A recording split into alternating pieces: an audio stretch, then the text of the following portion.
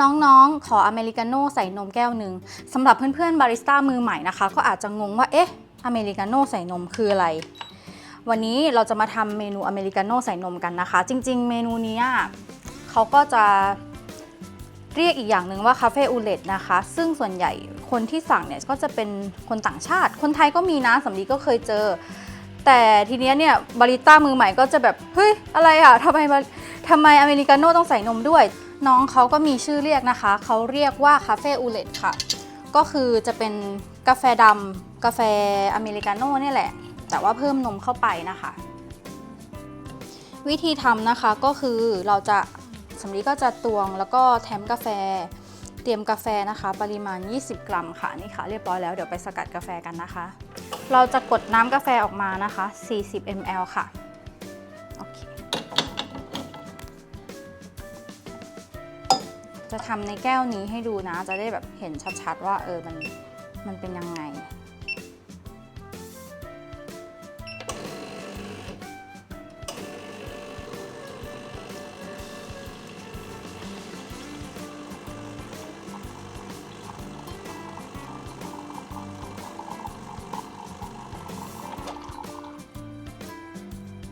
นี่นะคะก็ได้กาแฟแล้วเดี๋ยวเรามาเริ่มทำกันเลยก็วิธีทำนะคะเราก็ทำเป็นอเมริกาโน่ค่ะ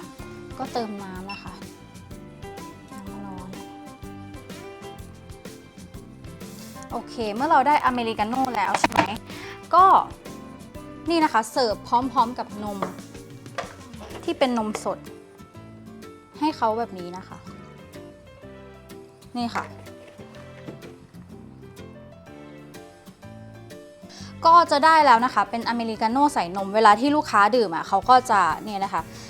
เทนมลงไปในอเมริกาโน่คือเขาไม่ต้องการที่จะกินนมเยอะใช่ไหมเขาก็จะเทไปตามความชอบของเขาแล้วเขาก็จะดื่มนะคะก็แค่นี้เลยค่ะง่ายๆแบบนี้เลย